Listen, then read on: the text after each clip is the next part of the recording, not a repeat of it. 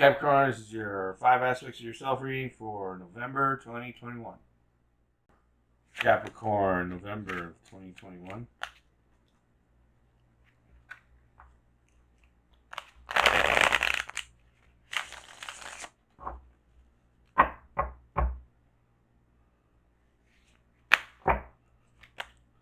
Ace of Wands for the spiritual aspect of yourself. Two of Discs for the intellectual aspect of yourself. Eight of Swords for the physical. Knave of Cups for the social. And Death or Shahuga for in reverse for the emotional aspect of yourself. Angel Maria message for Capricorn, November of 2021.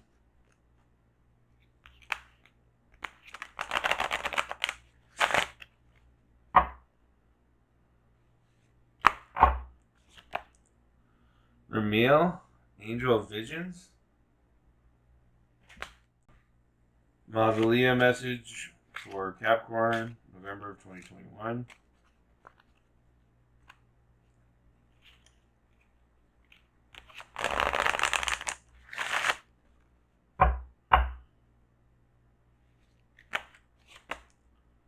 Poet of Avon, the storyteller. Enchanted map message for Capricorn, November of 2021.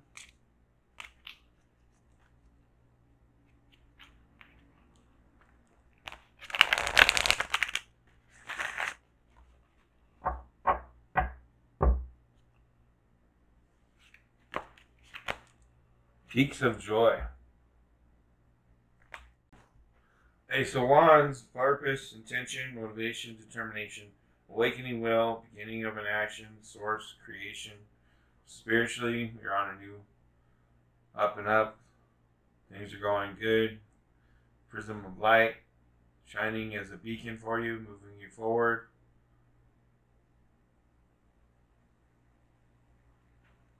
Receiving the messages, aligning with the path, your destiny,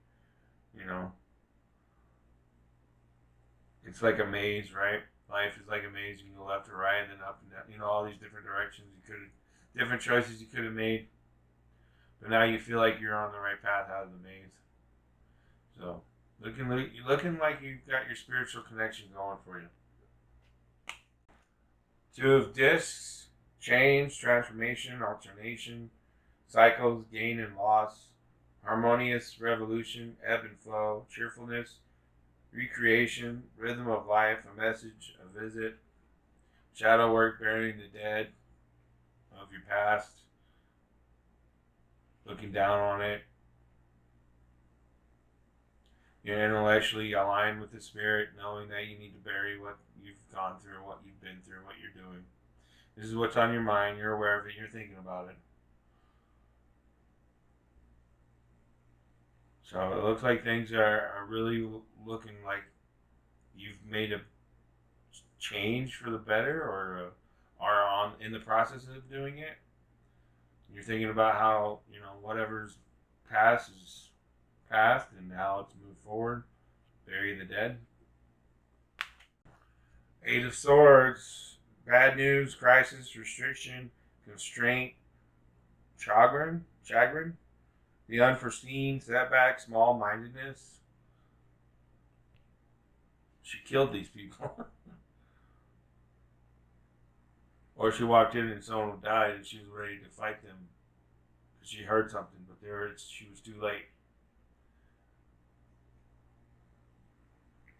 Bad news, physical, so finances, home life, maybe health issues, somebody you cared about, maybe. I don't know. Knave of Cups in the social, I don't think so, but maybe. Or you're worried about just life in general and how you could have been one of these people that are dying or that have died. Finances, your money. People around you are broke or don't have money, or I don't know. There's something about some kind of wealth, material wealth, physical wealth.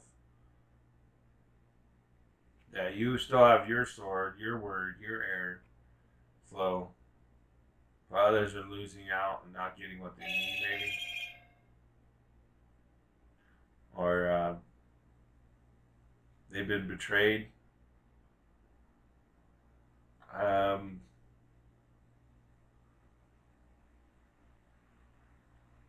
Very reflective of what's going on in your life with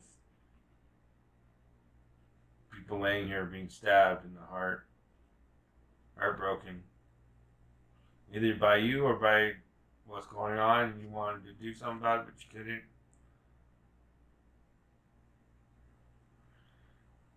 It's tough. So I don't see very good energy here with the physical aspect of your reading for November. So I would, if you're seeing this now in October, I'd be saving my money, saving every penny, saving everything I can, be preparing for November just in case. Thanksgiving is coming around, so. Knave of Cups, a young woman or child of a sweet, gentle disposition, tender of heart, kind of and gracious towards others, with an unusually active imagination, outwardly dreamy and sedate. Her courage is aroused in fierce defense of those she loves. She's charming and loyal in friendship, faithful in love, a reliable companion.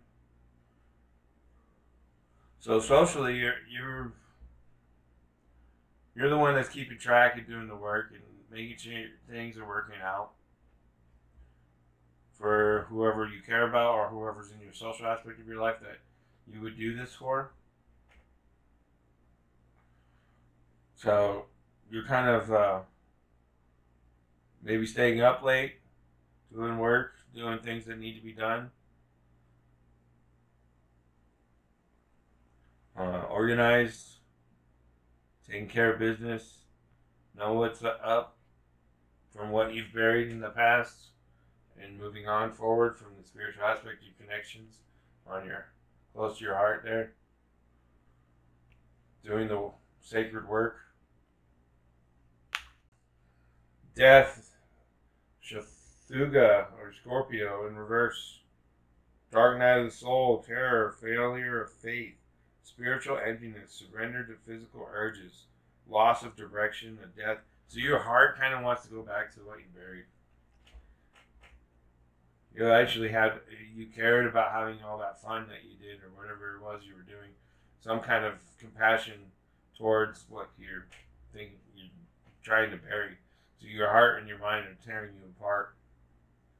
And that's probably what the Eight of Swords is about as well. But you know you need to do the work. Your spiritual aspect is saying this is a new beginning, a new prism of light showing you the way. Are you going to take it? Are you going to follow your heart? Or are you going to follow what you're thinking about burying the dead? Bury the dead. Ramil, angel of visions, the shepherd of good graces, a shining light in the distance, speaking us forward into the future. The green pastures beyond the next hill are hard to see. Ramil assures us that things will get better. It whispers, something is coming and it is beautiful. Keep pushing towards the horizon, toward the setting sun. As the light fades, you feel as if someone is watching you.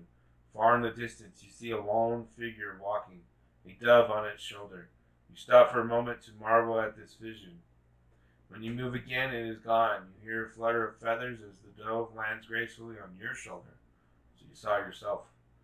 Okay, so this is a reference to a king, the rising sun, a white dove. So, like I said, bury the past, move forward with the vision of your spirit showing you the way of the future self and your higher self aligning. Poet of Avon, the storyteller. The poet of Avon clings too closely to his previous existence, both unable to forget his former achievements and unable to do anything but continue to replicate them. He eternally retreads the same ground he did in life, producing works for eager audiences who fuel his creative expression by feeding his ego with applause and encores. The Poet of Avon teaches us that fame and adulation can be both reward and chain, and that one can use one's creative spark to feed oneself temporarily, but mind to look after spiritual food as well. He is in reference to fame, stagnation, and pride. So whatever your heart is not letting go of, he's showing you, hey, don't be like the poet of Avon, consumed by his own desire to retrace his own fame, to do it over and over and over again and not create anything new. He's just recreating what he already created in a different light or different way of doing it. It's like doing the same play in different ways or different things. It's like, I've seen this play 15 different ways, but it's still the same freaking story. Peaks of joy. Your life is filled with happiness, so share it with others. Joy is yours today. No matter what your inquiry, you will be happy with the results. You're coming closer to a sense of achievement and you've worked hard for it. You're surrounded by true companions and events that are synchronistically arranged to bring you to the next level of your life. The world is singing a beautiful harmony. Life is exhilarating and hopeful. Let gratitude fill your heart and remember to share your happiness. Joy is contagious. Do you rely too heavily on your material achievements when you assess how happy you are? Perhaps you say, I'll be happy when I meet the right lover, make the right amount of money, reach my ideal weight, and so on. Why wait to arrive at the perfect destination before allowing yourself to experience sheer delight? This is a day for joy. Take a walk, listen to the songbirds, scratch a kitty's head, play with a dog, look at a baby, and be in awe of life, which leads to a true sense of bliss. Be alive, be grateful, and know that happiness is an inside job. And that was your reading, Capricorn, for November 2021. Thanks for watching. I'll see you next month.